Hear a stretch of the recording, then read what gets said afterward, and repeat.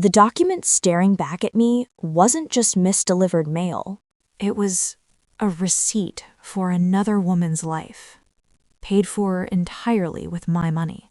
I remember the exact moment my reality fractured.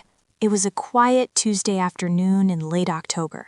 The house was completely silent except for the rain hitting the custom bay windows I designed myself.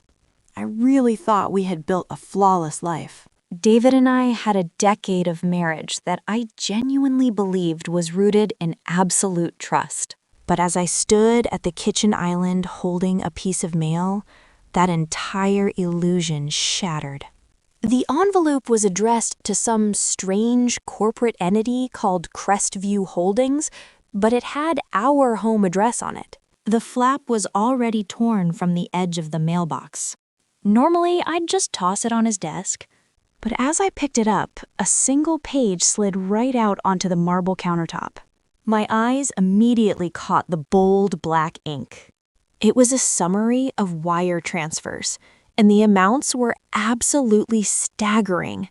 10 grand here, 15 grand there, plus a recurring monthly deduction of $8,500 for residential leasing. But it wasn't the numbers that made my breath catch. It was the source account listed at the bottom. It was the routing number for the private trust my late father left me. My hands started to tremble. I set the paper down and pressed my palms flat against the cold marble, just trying to ground myself. A violent wave of nausea washed over me. I tried to tell myself there had to be a logical explanation. David was a financial expert, right? Maybe this was just some brilliant new real estate venture he was planning to surprise me with. But the knot in my stomach told a very different story. I thought about his sudden weekend business trips, the late nights, and how he always kept his phone face down. I didn't call him. I didn't send some frantic text demanding to know what was going on. Working in architecture teaches you one major rule. You never tear down a load-bearing wall until you know exactly how the house is held up. I needed the blueprints of his lies before I made a single move. I walked into his study and sat right at his desk.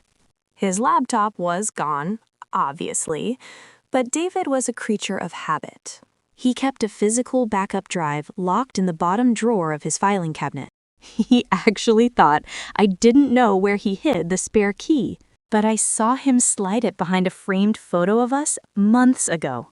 I grabbed the key and knelt down by the cabinet. My heart was just hammering against my ribs like a trapped bird.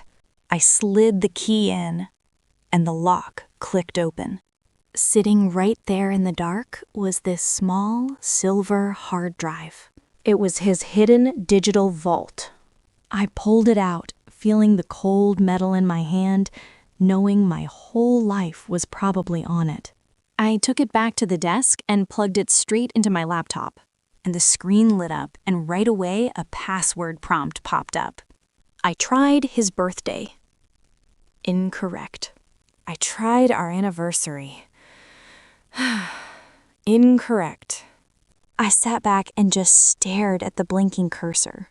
I had to think about how his mind worked. David was arrogant. He always thought he was the smartest guy in the room.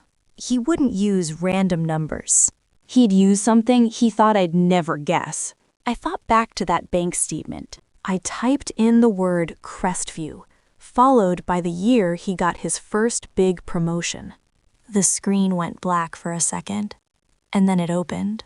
What I found inside completely destroyed the foundation of my life. There was a folder labeled Projects. Inside that, one marked CH Residential. It was full of lease agreements, financial docs, and photos. I clicked on the first picture. I felt all the air leave my lungs. It was a picture of David on the porch of this gorgeous modern farmhouse. His arm was wrapped around a beautiful woman with dark hair, and she was holding a little boy who had David's exact eyes. I just sat there, clicking through the rest of the files with this terrifying, numb efficiency. Lease agreements, utility bills, private preschool tuition receipts. The lease for that massive farmhouse was in her name, Cully. But the financial guarantor covering the rent? That was Crestview Holdings. And the sole funding source for Crestview was our joint investment portfolio. It was my late father's money. The money we were supposed to use to start our own family. I sat in that chair for 4 hours. I didn't shed a single tear. The betrayal was just so massive, it completely bypassed crying and turned into pure ice. At 6 o'clock, I heard his car pull into the driveway. I calmly ejected the drive, put it back in the drawer, and locked it. I slid the key right back behind the framed photo on his bookshelf. I made sure there was absolutely zero trace I'd ever been in there. I walked back out to the kitchen and shoved that torn bank statement deep into my pocket. Just as I heard the front door unlock, I put my mask on. David walked in, loosening his silk tie and complaining about the terrible traffic on the interstate. He looked exactly the same, but to me, he was a stranger. I turned around and gave him my best smile. I asked how his day was. He kissed my forehead, poured himself a scotch, and started venting about work. I watched him drink, realizing the man I loved was just a ghost. I wasn't going to scream or cry. I was going to systematically dismantle his entire world, brick by brick. The next morning, the second David left for the office, I dropped the act. I didn't call a therapist to cry about it, and I definitely didn't call my best friend to vent. I needed a professional, someone who operated like a silent assassin. I picked up my phone and dialed a number I'd kept tucked away for years. I called a woman named Eleanor. She was a senior partner at one of the most ruthless family law firms in the state. I secured an emergency consultation for that very afternoon. When I walked into Eleanor's immaculate glass-walled office overlooking the Seattle skyline, I didn't break down. The space was bright, clinical, and designed to intimidate. It felt like a high-altitude sniper's nest, perfectly suited for the war I was about to start. I sat across from her heavy oak desk and pulled a thick, meticulously organized binder out of my bag. I'd spent the entire night awake, copying every single file from his backup drive. I printed every bank statement, every lease agreement, and every photograph. I laid the heavy black binder directly in front of her. It contained the blueprints of David's entire secret life. I organized it with the precision of an architect drafting a master plan. I explained the situation clearly and concisely, leaving absolutely no detail out. I told her about Crestview Holdings and the drained trust fund. I told her about the mistress named Chloe and the secret child living in that luxury farmhouse. Eleanor listened without interrupting. Her face was a mask of absolute stoic professionalism. Eleanor opened the binder and began to read. She spent 20 minutes going through the documents in complete silence. The only sound in that massive office was the crisp turning of pages. She was absorbing the sheer magnitude of his fraud. I watched her eyes scan the wire transfers and the lease agreements. Her expression remained entirely unreadable, but I could see the gears turning in her brilliant mind. She was already calculating the angles, looking for the fatal flaw in David's design. When she finally looked up, there was a sharp, dangerous glint in her eyes. She closed the binder with a definitive thud and folded her hands on the desk. A subtle, predatory smile touched the corners of her lips. She looked right at me and said 5 words that would define the next 6 months of my life. She told me exactly what we were going to do. We are going to ruin him. Eleanor laid out the brutal legal reality of my situation. Since Washington is a community property state, every dollar he funneled into that dummy corporation was still legally half mine. And because he breached his fiduciary duty, we had grounds to take back almost everything. But Eleanor warned me not to make a move just yet. If we served him with papers now, he'd instantly know he was caught. He was a wealth manager, so he knew exactly how to make money disappear before a judge could ever freeze it.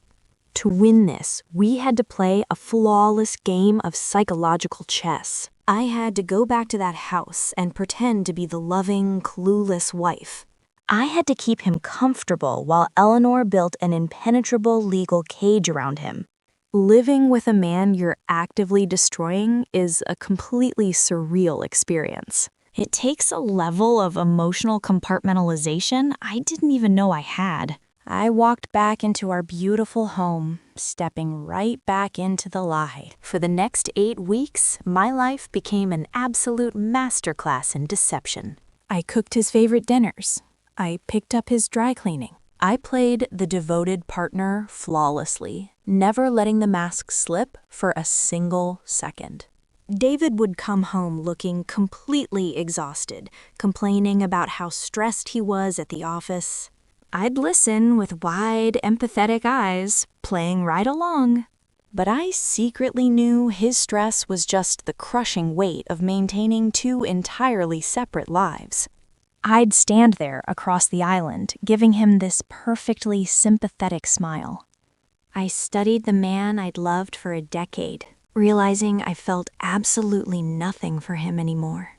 The grief was gone, replaced by pure, cold clarity. Then his phone would buzz on the counter. I'd watch his posture instantly stiffen up. He'd casually reach over and flip it face down, thinking he was being so smooth about it. It was almost pathetic how predictable he was. I never called him out on it. I'd just smile and casually ask if he wanted another glass of wine. I made sure he felt completely safe and in control, while I quietly gathered every piece of ammunition I needed. As I poured his drink, I'd mentally log the exact time that text came through. Eleanor's team was already subpoenaing his phone records. Every time he lied to my face, he was just handing us another nail for his coffin. Through Eleanor's investigation, we uncovered the full web of David's lies. The reality of his double life was even more pathetic than I'd initially realized. He hadn't told Chloe he was a married man cheating on his wife. Instead, he spun this completely different narrative. He told her he was a highly successful divorced venture capitalist. He played the victim perfectly. He claimed his ex-wife was this bitter, unstable woman dragging out a grueling legal settlement. He bought Chloe's loyalty by funding her lavish lifestyle. But David made one critical, arrogant mistake in his financial structuring. To protect himself from Chloe ever having a legal claim to the property, he never put his own name on the lease. He made Chloe the sole legal tenant, convincing her it was for her own independence. His only role was as the secret piggy bank, setting up an automated wire transfer to pay the rent. Eleanor and I saw the fatal flaw in his design. We weren't just going to serve him with papers. We were going to cut the financial cord and let his mistress do the dirty work for us. It was early December, and David was getting increasingly reckless. What he didn't know was that Eleanor had filed a quiet emergency injunction under seal. We cited suspected financial fraud and dissipation of marital assets. Presented with our mountain of forensic evidence, the judge granted the order immediately. All accounts linked to Crestview Holdings were frozen. The automated rent payment to Chloe's landlord was officially blocked. I will never forget the evening the first domino fell. It was a Thursday. We were sitting in the living room, perfectly relaxed, when his phone suddenly buzzed on the side table. He glanced at the screen, and I saw his posture instantly stiffen. He quickly picked up the phone, his thumbs flying across the screen. A moment later, he rejected an incoming call, his face going completely pale. I just casually asked if everything was okay, not even looking up from my book.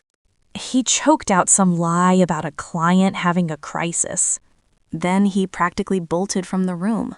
I gave him a few seconds to run off to his little sanctuary. Then I slipped off the couch and crept down the hallway. I didn't make a single sound. I pressed my ear right up against the heavy wood of his study door. I could hear his voice on the other side. He was completely panicking, trying to keep it hushed. He was hissing into the phone, demanding to know why the transfer got denied.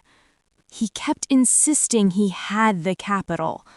Then they told him the account was frozen, and you could just hear his world stop. Standing out there in the dark, I couldn't help but smile. It was this deep, profound sense of satisfaction. The trap had officially snapped shut. Over the next 5 days, I just watched him unravel. He was drowning in a storm he created, trying so hard to pretend he wasn't wet. The pressure was just eating him alive. Meanwhile, the property management company for the farmhouse didn't mess around. When that massive rent payment bounced, they acted fast. They slapped a 3-day eviction notice right on her front door. Chloe absolutely panicked when she saw it. She was terrified, totally confused, and blowing up his phone. She wanted to know why she was suddenly facing homelessness. David was desperate to keep up his whole wealthy provider act. He promised her it was just a banking glitch with his family office. He swore he'd handle it right away. He immediately tried to log into our joint accounts to wire her the cash. But when he looked at his screen, reality hit him. His access was totally revoked, and my lawyer had secured every dime. The psychological pressure on him was immense. He couldn't ask about the joint accounts without admitting he was moving money, and he couldn't tell Chloe the truth. He was trapped in a financial vice, and I was the one slowly tightening the handle. On Tuesday morning, David sat across from me at the breakfast table, looking completely haggard. His hands were actually shaking a little as he poured his coffee. The polished, arrogant wealth manager was rapidly deteriorating right in front of me. He tried to force this casual smile, though it looked more like a grimace. He mentioned he was checking our joint investment portal that morning. He said the login was down and asked if I'd been able to access it. I looked up from my oatmeal, making sure my expression was a perfect mask of innocent confusion. I told him that was strange, but I hadn't checked it in weeks. I suggested it was probably just routine system maintenance. He swallowed hard, a bead of sweat forming on his temple. He claimed he needed to make a quick liquidity transfer for an investment. Then he actually asked if we could temporarily leverage the equity line on our house. He was literally begging me for a lifeline. He was trying to borrow against our home just to pay the rent for his mistress's house? The sheer audacity of it almost made me laugh out loud right there at the table. Instead of laughing, I reached across the table and patted his hand affectionately. I told him I just didn't feel comfortable touching the house equity. I reminded him my accountant advised locking our credit profiles anyway because of a data breach. I watched the light completely die in his eyes. He nodded slowly, pulling his hand away, and murmured that I was right. When he left for work, he looked exactly like a man walking to his own execution. Meanwhile, at the luxury farmhouse, Chloe's reality was crumbling. So the grace period had expired, and the property management company initiated formal eviction proceedings. Facing homelessness with a toddler, she finally realized her wealthy venture capitalist was just a broke, lying con artist. It all came to a head on a Friday afternoon. I was sitting across from Eleanor in her office when she got the call from our investigator. With a rare hint of absolute triumph, she announced that Chloe had just changed the locks. Eleanor leaned back and gave me the play-by-play. Chloe actually went down to the property manager to try and save her own credit. That's when they told her David wasn't even on the lease. He had absolutely zero legal right to be there. Chloe drove straight back to the house and went scorched earth. She shoved every designer suit and expensive watch into black trash bags. She dragged them onto the porch and called a locksmith. Then she texted him to never come back. His own mistress had just forcefully evicted him from his secret life. He was completely stranded, locked out of his love nest with no access to his hidden funds. The woman he bought now absolutely despised him. I left the office early and drove back to the house. Walking through those beautiful, quiet rooms, I realized something. I wasn't sad anymore. All the grief was just gone, burned away. All I felt was this cold, brilliant clarity. I walked into the bedroom and pulled down his 2 biggest suitcases. I laid them out on the bed and started packing.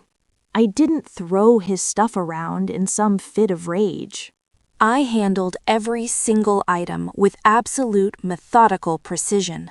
I folded his tailored suits and his silk ties perfectly. I packed them like I was working at some high-end luxury store. Every perfectly creased shirt was a message, a silent promise that he was never stepping foot in this room again. When I was done, I zipped those heavy designer bags shut. I rolled them down the hall and parked them right by the front door. I lined them up perfectly. Just a cold, quiet monument waiting for him to walk in. With his bags packed, I went into the kitchen and made some chamomile tea. I sat down at the marble island, the exact spot where my whole world fell apart a few months ago. The house was totally silent, except for the rain on the windows. I pulled out the thick, black legal folder Eleanor had put together for me. I set it right in the center of the counter. I made sure the edges were lined up perfectly.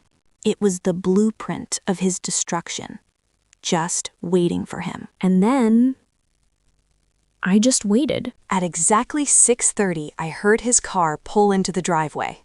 I heard the heavy, exhausted thud of his car door closing. He was walking up to a life that didn't exist anymore. He stepped into the foyer, ready to put on his usual mask. But then he looked down. Those 2 perfectly aligned suitcases were just sitting there by the door. He froze completely. His head snapped up, his eyes wide and terrified. He stared down the hallway toward the kitchen. He knew I was waiting for him. The arrogant guy I married was already starting to crumble. He walked slowly toward me, his footsteps heavy on the hardwood. When he reached the kitchen, he looked completely destroyed. His shoulders were slumped. He barely whispered when he asked why his bags were packed. I didn't yell, and I definitely didn't cry. I just took a slow sip of my tea. I looked at him with this dead calm, and I softly told him he didn't live here anymore. He tried to laugh, but it was just this weak, pathetic sound. He asked if we'd had a fight he forgot about. He was praying it was a joke. I didn't answer. I just rested my hand on the black legal folder. I opened the binder with total precision. I pulled out the very first document. It was the torn bank statement from Crestview Holdings. I slid it right across the marble island. It stopped exactly in front of him. David looked down at the paper. I watched all the color instantly drain from his face. He looked like a guy who'd just stepped off a cliff. The arrogant facade was completely gone. All that was left was raw panic. My voice was ice cold. I told him I knew about Crestview Holdings. I knew about the stolen trust money, the farmhouse, and Chloe. And I knew about the little boy with his eyes. He stumbled backward, completely speechless. He finally choked out this pathetic plea. He begged me to listen, swearing he was gonna fix the money. I just cut him off. I slid the second document across the counter. It was the emergency injunction. I told him there was nothing left to fix. His accounts were frozen, and the assets were secured. And his girlfriend had already changed the locks. He just stared at me. He finally realized I orchestrated his entire downfall. He just stared at me like I was some kind of monster. He actually had the nerve to whisper that I set him up, that I was the one who made his rent bounce and got him kicked out. I didn't even raise my voice. I just gently closed the folder and looked him dead in the eye. I told him I didn't set him up. I just stopped paying for his lies. He evicted himself. I told him to take his bags, leave his keys on the counter, and get out of my house. I let him know my lawyer would be in touch on Monday. I even suggested he find a really cheap hotel. He just stood there for a long time, completely paralyzed. You could see him looking around our beautiful custom kitchen, finally realizing what he was throwing away. The reality of his situation was crashing down on him all at once. It was the exact moment the arrogant wealth manager completely died. He realized he had absolutely zero leverage left. No hidden money, no secret love nest, and absolutely no power over me anymore. Slowly, like he was moving underwater, he reached into his pocket. His hand was actually shaking as he pulled out his house keys. He knew this was the absolute end of the line. He placed the keys down on the cold marble counter, right next to the legal folder that ended his life. He didn't say another word to me. There was literally nothing left to say. He turned around and started walking toward the front door. Watching him drag himself down that hallway, he looked like a completely broken man. He grabbed his suitcases without even looking back. He walked out into the cold, rainy night all by himself.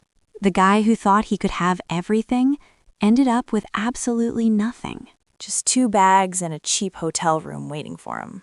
The sound of that front door clicking shut behind him was the most beautiful thing I've ever heard. All the anxiety and the lies were just gone. In that exact moment, my life belonged entirely to me again. The divorce was brutal, but entirely one-sided. Eleanor secured the evidence and froze the assets before he even knew we were fighting. He had absolutely no resources to mount a defense. The judge awarded me the house, my portfolio, and ordered him to repay every single dollar. His reputation in the wealth management sector was completely ruined once the details leaked. He lost his high-paying job and had to take a mid-level position just to make ends meet. He was forced to move into a tiny, cramped studio apartment. As for Chloe, she eventually learned the truth about who David really was. When she realized he was entirely broke and deeply in debt, she cut all contact with him. She wasn't going to stick around for a broke con artist. She moved out of the state with her son, leaving him completely alone. He was trapped in the ruins of the 2 lives he tried to greedily maintain. He ended up with absolutely nothing. I'm still in the beautiful craftsman house. I redesigned the kitchen, replacing that cold marble island with warm, natural butcher block. My architecture firm is thriving, and my father's trust is safely secured and growing. I survived the ultimate betrayal, not by acting out of rage, but with quiet, devastating precision. I learned that true power doesn't roar. It plans. It waits. And when the time is right, it strikes with absolute finality. If my journey taught me anything, it comes down to 3 lessons from Karma's diary. Lesson 1. Never confront a liar without evidence. Your first instinct will be to scream and demand answers. You gotta resist that urge. Tears won't protect you, but a solid paper trail will. Silence is the most powerful weapon you have when you're building your case. Let them think they're getting away with it, right up until the moment you lock the cage. Lesson 2. Financial independence is your ultimate boundary. You always need to know exactly where your money is and how it's being managed. Never merge your safety net into an account you don't actively monitor. Lesson 3. The best revenge is a life beautifully lived, funded by the assets they tried to steal. You don't need to seek out vengeance. Secure your own foundation and let their house of cards collapse. The diary is closed, but my new chapter is just beginning. The dust finally settled, leaving me with a clean, solid foundation. My firm was taking on the biggest projects in the city now. I unrolled the blueprints for this massive new development. It was the exact dream I'd put on hold for him. Every line I drew felt totally different now. I wasn't just designing buildings. I was drafting my actual life. My hands used to shake, but now they were perfectly steady. No more shrinking down to fit into someone else's shadow. Walking the site, I could feel this raw energy of creation. Those steel beams were proof of what happens when you refuse to break. I directed the crew with an authority I'd finally taken back. I was the architect of this building and of my own survival. Word of my quiet victory kinda made its way around town. Sometimes a new client would come in with that familiar, haunted look. I'd just slide Eleanor's business card across the cable. It was my way of making sure no woman had to fight in the dark. My financial independence wasn't just a safety net anymore. It was a growing fortress. I'd check my trust portal and watch the yields compound. David promised to grow it with lies, but I was doing it for real. Those numbers proved my security belonged entirely to me. The house used to feel like a silent museum of his lies. Now it's filled with genuine warmth and laughter. I started hosting dinner parties for the people who actually had my back. Even Eleanor would come over and trade her courtroom armor for some wine. We'd just sit around the island, celebrating the peace after the storm. Seeing Eleanor laugh in my kitchen was wild. Such a contrast to those cold days we spent dismantling David's life. She raised her glass to me, her sharp eyes actually softening a bit. She toasted to the women who refused to be collateral damage. It was this profound sisterhood forged right in the fire. Mornings quickly became my favorite part of this new chapter. I'd wake up early, make coffee, and just watch the sunrise. No more anxiety knotting up my stomach. No more wondering what secrets were hiding in the dark. The silence wasn't heavy anymore. It was just peace. I ran my hand over the warm grain of the new butcher block island. It totally transformed the energy of the room. It erased the cold memory of that marble where I found the bank statement. Every time I touched it, I remembered my own resilience. I took a tainted space and rebuilt it into a sanctuary. Grabbing my bag, I caught my reflection in the hallway mirror. The woman looking back was sharper, wiser, and so much stronger. I opened the door and stepped out into the crisp morning. The blueprint of my life was finally mine to draw. And honestly, the future looked absolutely flawless. Surviving something like that changes you. You realize you didn't just make it through, you built a whole survival guide. So I sat down and pulled out a fresh leather journal. Not for building houses, but for rebuilding yourself.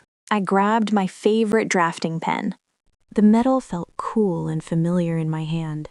I opened to the first blank page and wrote down the title. I called it Karma's Diary. Lesson 1 is the hardest, but it's the most important. Never confront a liar without evidence. I remember that first day in the kitchen so clearly. My first instinct was just to start screaming and breaking things. When you find out you've been betrayed, your brain just screams for validation. You want to look them in the eye and force them to see what they did. You want a confession, an apology, anything to make it stop. But you gotta fight that urge. I had to force myself to breathe and just lock my emotions in a box. I realized pretty quick that crying wasn't gonna change the facts. Screaming wasn't gonna bring back the money he stole. Tears are natural, sure, but they aren't a strategy. Tears won't protect you in a courtroom, but a solid paper trail absolutely will. So I traded my grief for data. Every bank statement, every wire transfer, every hidden file. I became the ultimate archivist of his lies. Silence is honestly the most powerful weapon you have. It takes a crazy amount of discipline to sit across from the person destroying you and just smile. But that silence keeps them comfortable. It keeps them sloppy. You gotta let them think they're getting away with it. David was so arrogant, so sure he was the smartest guy in the room.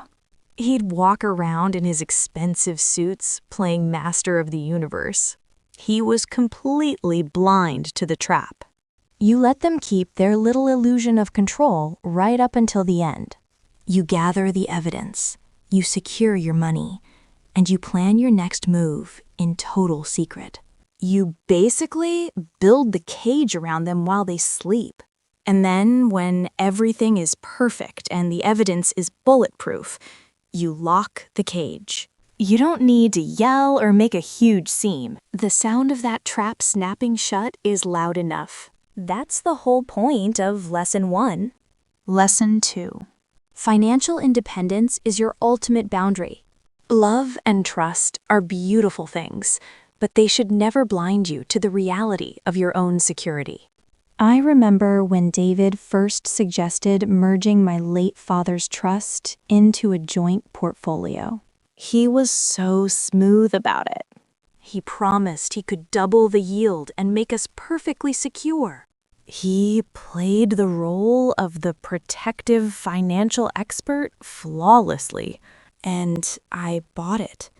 I handed over the keys to my fundamental safety net because I thought that's what a supportive wife did. Always know exactly where your money is. Always know how it's being managed. Never merge your assets into an account you don't actively monitor yourself. A partner who truly respects you will never ask you to surrender your financial autonomy. They won't hide behind complex jargon or secret passwords. They won't build walls where there should be windows. It took Eleanor's team of forensic accountants weeks to untangle the mess he'd made. They had to trace every single stolen dollar through a maze of dummy corporations. He thought he was a genius, but he left a trail. He used Crestview Holdings as his private piggy bank. He drained hundreds of thousands of dollars of our marital assets to fund his secret life, all while coming home every night to eat dinner at my table. But his arrogance was his undoing. Because Washington is a community property state, those funds were still legally half mine. It didn't matter how deeply he tried to bury them. We didn't just find the money. We legally secured it. We quietly froze the remaining joint assets and moved them into a court-monitored escrow account. He couldn't touch a single dime without triggering an alarm. I had completely cut the financial cord, and he didn't even know it yet. It was the first week of December. The holidays were coming up. David and I were just sitting in the living room. I was curled up with a book, playing the part perfectly. Suddenly, His phone buzzed on the side table. I saw his whole body just freeze up. He grabbed it, typing frantically. When it actually rang, he rejected it instantly. He looked like he'd seen a ghost. I didn't even look up from my book. I just casually asked if everything was okay. He muttered something about a client crisis. Then he practically sprinted out of the room. I gave him a few seconds. Then I slipped off the couch and walked barefoot down the hall. I pressed my ear right up against the heavy door of his study. I could hear him panicking inside. He was practically hissing into the phone, demanding to know why his transfer got denied. He kept saying he had the capital. Then there was this long pause. I heard him whisper, "Frozen? By who?" I just stood there in the dark hallway and smiled. It was this deep, incredible feeling of satisfaction. The first domino had finally fallen. The trap was officially shut. Over the next few days, his whole world started caving in. The property managers at the farmhouse didn't mess around. When that massive rent check bounced, they acted fast. They slapped a 3-day eviction notice right on Chloe's front door. Chloe was terrified. She was blowing up his phone, demanding answers. He promised her it was just a banking glitch. But when he tried to log in to our joint accounts to wire the cash, he was locked out. The pressure on him was immense. He couldn't ask me about the accounts without admitting he was moving money. He couldn't tell Chloe the truth either. He was completely trapped. And I was the one tightening the vice. By Tuesday morning, he looked completely destroyed. He had dark circles under his eyes and his hands were shaking. He sat across from me at breakfast, trying to force a smile. He casually asked if the investment portal was down. I looked up from my bowl, keeping my face completely blank. I just played dumb and told him it was probably routine maintenance. You could practically see the panic setting in as he swallowed hard. Then he actually tried to pitch me this fake investment emergency. He had the absolute nerve to ask if we could leverage the equity line on our house. He wanted to borrow against our home to pay his mistress's rent. I reached across the table and patted his hand like a supportive wife. I told him I wasn't comfortable touching the house equity and that I'd already locked our credit profiles anyway. I almost laughed right in his face. I watched the light completely die in his eyes. He just nodded slowly and pulled his hand away.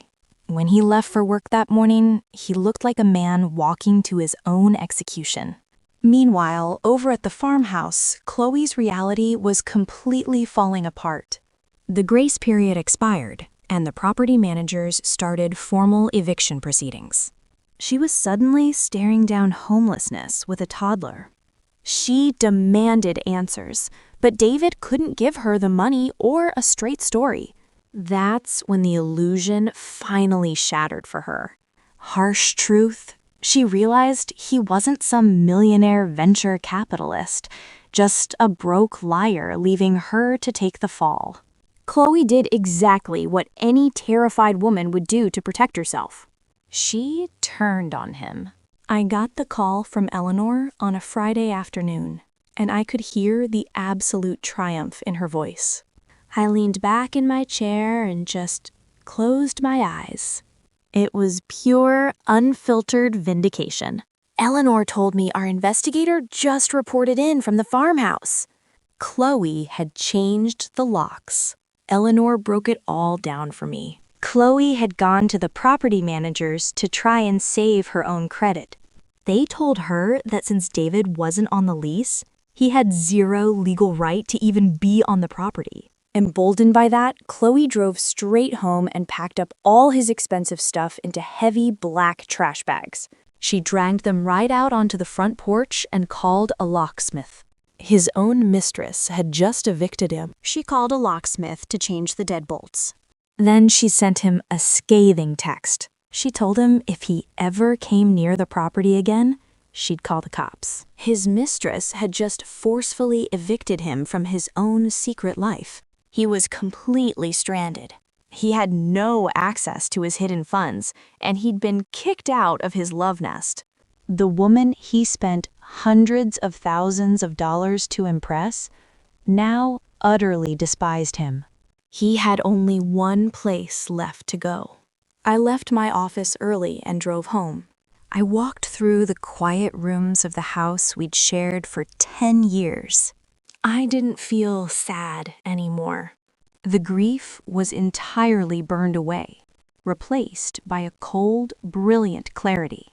I walked into the bedroom and pulled his 2 largest suitcases from the top of the closet. I wasn't gonna throw his clothes on the lawn.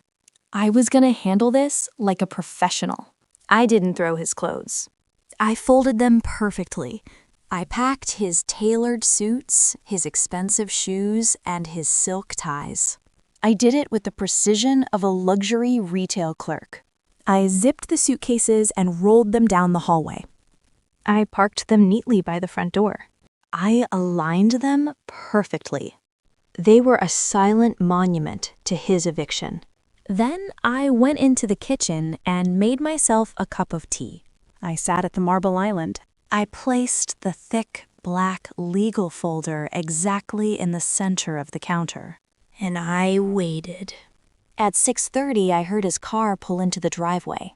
The front door unlocked and David walked in. He looked completely destroyed. His shoulders were slumped and his tie was undone.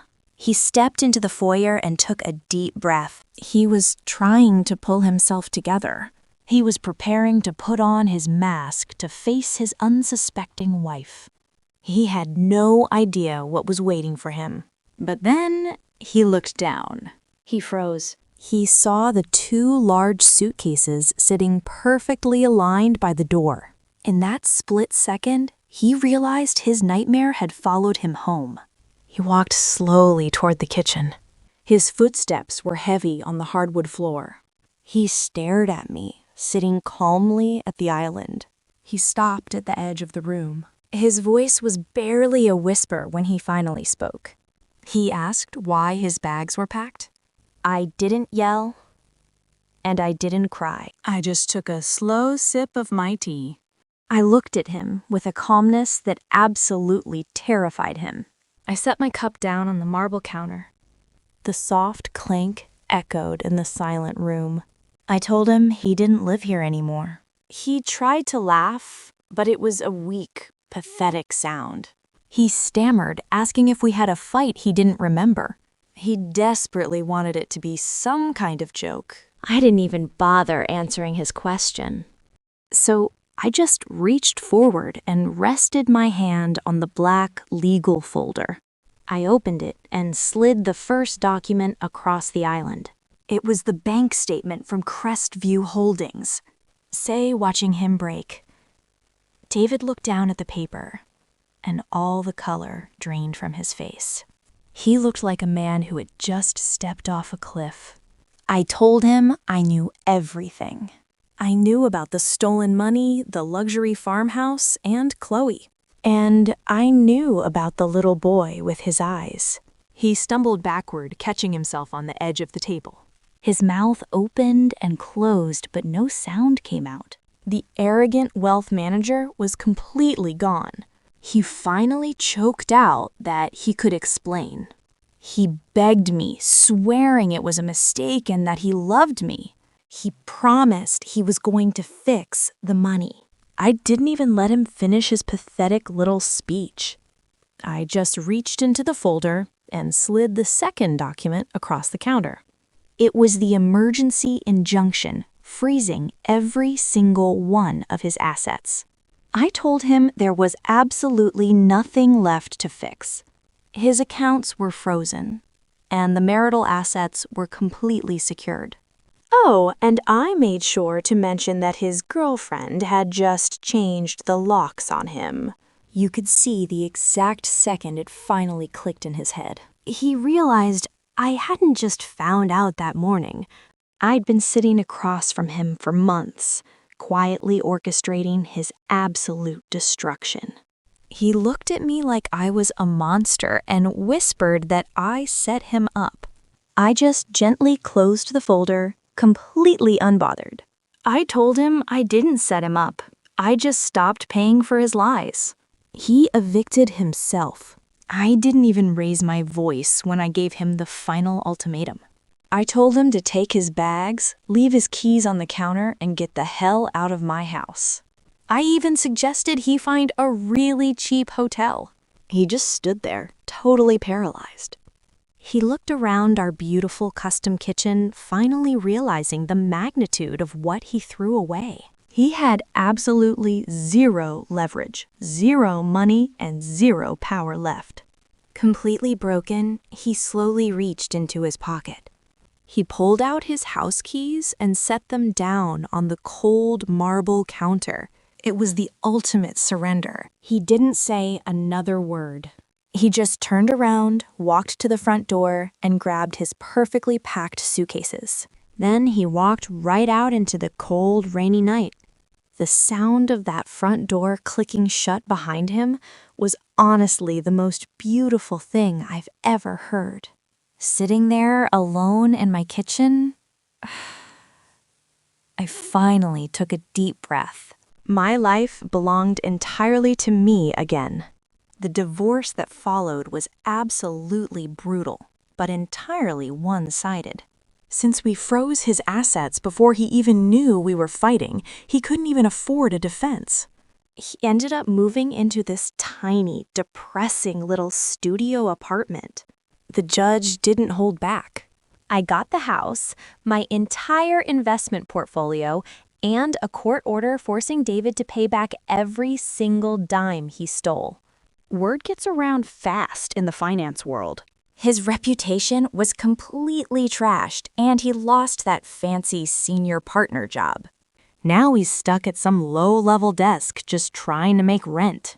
And Chloe, she finally figured out who he really was. Once she realized he was totally broke and drowning in debt, she packed up her kid and moved out of state.